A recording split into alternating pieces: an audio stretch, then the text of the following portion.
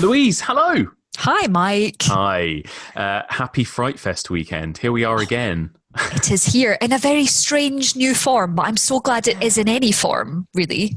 I know, that's true. Like, we should be grateful that it's happening, shouldn't we? That's the thing. Yes. It is a bit of a weird one this time because usually we would all be down in Leicester Square this weekend in London, all sort of gathering at the pub, talking about what films we're excited to see. But as everyone I'm sure knows, the whole festival is virtual this weekend. So how do you find that prospect, the idea of watching a whole bunch of Fright Fest films at home in your living room this weekend?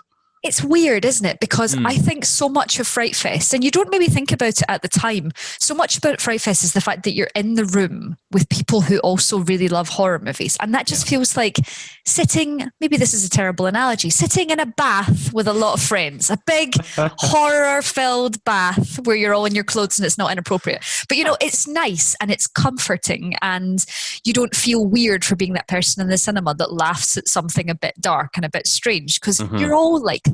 But I think we've all got quite good over the past couple of months. You know, you and I have been texting each other when we're watching any horror films. I think a lot of people are like that. A lot of people on the Evolution of Horror Facebook page have really been taking this as the chance to catch up and to talk about things they love. And everyone's like, hey, I missed this film that I saw 10 years ago. So like, I'm going to watch this. And no one goes, oh, I can't believe you've not seen it. They go, hey, isn't it great? So I think there's a really positive side of everyone catching up digitally. Yeah. I think Fright Fest can tap into quite well as long as everyone talks. Everyone's going to need to talk. We're going to need to communicate, Mike. I think that's true. Saying. I think that's important, isn't it? I think, so, like you say, so much of Fright Fest is about you go to the film and then you go to the pub afterwards and you can all say, that was total shit or that was amazing. It's usually one or the other, basically. And I think it's important to still be able to do that throughout the weekend. So we're going to chat on here at least once a day, aren't we? Yes, and kind of debrief about some of the films we've seen. But let's just to kind of get a little glimpse at the programme this year. Maybe we'll have a talk through some of them, talk about maybe some of our expectations.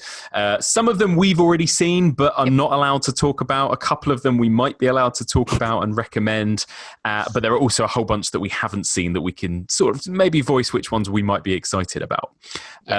Maybe first thing I should say is that the whole weekend kicks off Thursday night, 7 p.m. with the Evolution of Horror pub quiz. I mean, I would say coincidence. Yeah, I would say that's the first thing to check out and not miss, right? I mean, everyone should be here for this. Everyone should be there for that. And also, like, there's nothing else scheduled. Like, what else are you going to do? This is the only gateway to your Fright Fest weekend. That's what you need to do. You need to watch Mike's, because he's getting good at it now. He's done it. How many times have you done it now? This will be the fourth, I think. So, okay. So the fourth. I mean, you're pretty good at this now. So everyone needs to sit, watch that, test themselves. That's right. And get themselves ready before Sky Sharks. That's right. Put your horror knowledge to the test, and then things kick off. The first official film is Sky Sharks. I mean, I'm quite intrigued just by the title, Sky Sharks, to be honest. Any title like that is Sky Sharks or Zombie Tidal Wave or anything which is very Ronseal and looks like it does exactly what it says on the tin. This is presumably about sharks in the sky. And I mean, as horror fans, like we're here for that. I'm here for teeth and monsters and no need for water. Sure. Absolutely. I'm here for that. I may require alcohol for that particular film. I think we all will. Yeah, I think it will be one of those, won't it? Let's be honest. But I'm excited for that. And that's all there is to see on opening night. So it's a nice easing in there on Thursday night. We've got the quiz and Sky Sharks. Then the film that kicks everything off on the Friday at 6 p.m. is There's No Such Thing as Vampires.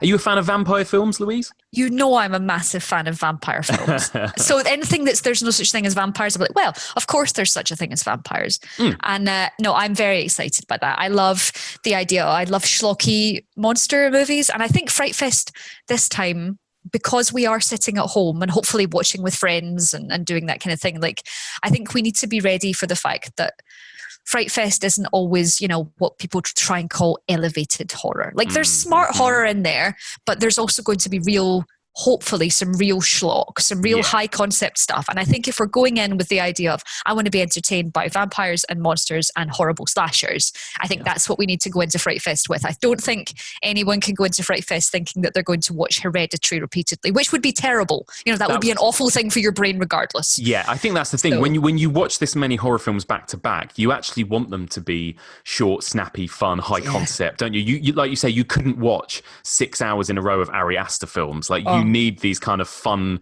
I don't want to use the word throwaway, but the fun kind of thrills that you can watch and kind of switch your brain off a little bit. There's no such thing as vampires. Directed by Logan Thomas, it's being described in the Frightfest synopsis as drawing inspiration from the Terminator, Mad Max, and John Carpenter movies. I mean, that sounds good to me. They're a delightful cocktail. That's lovely. Yeah, so that's nice. So that kicks us off opening night. And then straight after that, we've got a film called 12-Hour Shift. The Y2 bug crisis is news. It's 1999. At a seedy Arkansas hospital, junkie nurse Mandy is about to work a double shift, but she's in the organ trafficking business with her erratic cousin Regina, who is about to pick up a kidney from her and take it to the dealers. The kidney gets misplaced. Mandy must find another source or else she's toast. I mean, that sounds good to me. A lost kidney and the Y2K bug. Go for it. I mean, sure. I mean, if the tagline wasn't like urine trouble, I mean, surely you really need a terrible organ pun there. But yeah, I like the sound of that. Well, this sounds like a great Friday night. Definitely. Pretty good double bill. Then we've got so now, interestingly, I don't know how we feel about this, Louise, but you don't know how we feel about this. There are throughout the weekend. There are two separate screens, and so what that means is that you have to choose between one film and another, that we actually have clashes, and that's obviously what you would have always had at Frightfest. But it's interesting that they've decided to give us clashes even on a virtual festival, isn't it? So you do have to kind of choose which films you're going to watch and which films you're going to miss. Yeah. I love the Frightfest guys. I love them to pieces. I just want to squeeze them, but I also want to squeeze them slightly harder around the neck for making everyone choose between, because this is the one thing that a digital festival could have fixed. Let's be honest. Yep. But obviously they wanted to make sure there was loads of movies. Maybe people don't fancy vampire movies. They want to watch movies about, which we'll talk about in a minute, about people sabotaging flumes with giant blades. Maybe they want that. So I think having a choice is nice, but also, and don't worry, we will have all of the reviews for you. You will not go, everyone will get to talk about every movie. Yes. We've made it so that that's possible. We even have a spreadsheet, don't we, Mike? We have a spreadsheet. And I think, again, that is, I guess, a sort of part of it is the social aspect of, it would always be that one person would come out of one screen, another person would come out of another and be like, what did you just see? Oh, I saw this amazing thing. What did you just see? Oh, I saw this total rubbish. And you can exchange conversations about them, I suppose. Yes. So I guess that's part of it, that they're sort of carrying over into even the virtual festival, which is interesting. Yes. Yeah, when you and I run out of stuff to say to each other over the weekend, we can use them as icebreakers. Yeah, exactly. What have you watched? What is this guy, Mike? Okay, what have you been watching? Yeah, interesting. So things kick off on the Saturday with a film called The Columnist, UK premiere. Fancy a bit of mindless cyberbullying and trolling? Be careful who you pick, though, as the victim chosen may decide to fight back. So this is a kind of comedy, horror, schlocky, exploitation-y sort of revenge film, I think, in the kind of cyberbullying age. That sounds quite interesting to me. Well, I can tell you one thing. I have watched that film. And I am really looking forward to talking about it with you. Amazing. Because even in the concept alone, the idea of a woman being fed up with Twitter trolls and going, do you know what? Fuck this. I'm going to fix this, is a good thing for me. So I think I'm looking forward to talking to you about this. Yeah, I'm very excited to watch that and discuss that with you. That sounds like a good one. What about this? Blind. That's the sort of Saturday night movie, 6 p.m. Faye is a former actress who lost her vision and starry career due to botched laser eye surgery. Already I'm intrigued. Yeah. Struggling to put her lonely and panic-stricken life back together while living alone in Hollywood, she's supported by a visually impaired friend, Sophia, and her mute physical trainer. So hang on. There's a blind woman who is supported by her visually impaired friend, Sophia, and her mute physical trainer, Luke. Okay, interesting. However, what none of them are aware of is that the infatuated stranger secretly living in her basement, and the masked pretty boy doesn't wait until dark to finally make his move. Oh, I like this. Yeah, I'm well up for good. that. I'm excited for this. So you've got a blind person, a mute person, and another visually impaired person, all in a house. There's an intruder living in the basement that none of them know about. Wow. I'm down for that film. Well, that's like, what was that? Oh, the amazing Mike Flanagan movie, Hush. Yes, that was incredible. I loved that. That was so good. The fact that you think it does that, it plays beautifully with the idea of even the final girl on its own being a woman, being flipped and surviving is good. And then it fully embraces like unexpected, brilliant survival and success. So I'm well up for that. So that sounds good, doesn't it? That might be, because you never know with Frightfest how many of them are actually going to provide the frights, like actually provide the scares. That film sounds like it might actually provide some suspense and some scares, which is good. I like that. Let's move on to the Sunday. And actually one of the films I wanted to ask you about, which I've now seen and I now know you have seen, is A Ghost Waits, right? So that's going to have its English premiere on Sunday. It's having an English premiere because, funnily enough, I watched it in Glasgow as the last normal thing that I did. That was my last pre-lockdown normal thing, was Frightfest. But yes, A Ghost Waits, which you've now seen, right? Mm-hmm. Yes, and I remember we chatted on Patreon. You told me that it was one of your favourite picks of Glasgow Frightfest. It really was. I was very excited to see it. I've now checked it out and I loved it as well. What a really interesting, surprisingly sweet and very moving, sweet. Yes. almost brought me to tears towards the end. Yes, you were almost brought to tears. I was properly weeping because I think what happened for me as well, because I was seeing it surrounded by loads of other Frightfest movies, that suddenly the minute we're all quite squishy horror fans, aren't we? We've all got a heart, we've all got a lot of empathy, and I think when you watch something like that is so powerful and sweet and charming, and you relate so hard to the characters in it, that when things actually hurt, they properly hurt. So I think that feels like such a little that will be a nice, I think if you are choosing, that will be a nice break from potentially just lots and lots of gore and people in the basement. I think that's a really nice change of pace, shall we say. Yes, I agree. And actually, there's a couple of interesting things like this on the Sunday where if you wanted to take a little break from just watching kind of schlocky horror films, there is also a panel hosted by a friend of this podcast, Rosie Fletcher, called Horror in Lockdown, which I think sounds really interesting as well. Yeah. And I think she's got some brilliant guests as well. She's got Anna Bogutskaya from The Final Girls. She's got Rose Glass, who directed Saint Maud. She's got some brilliant guests in there, and they are basically talking about how this pandemic and how this situation and lockdown is going to change the horror industry, or has it already changed the horror? They've also got Rob Savage, of course. I was going to say, if they don't have Rob, then there's something wrong. We've also got director of Host, Rob Savage, on this panel as well. So I think that will be really interesting. I'm really excited to watch that. Yeah.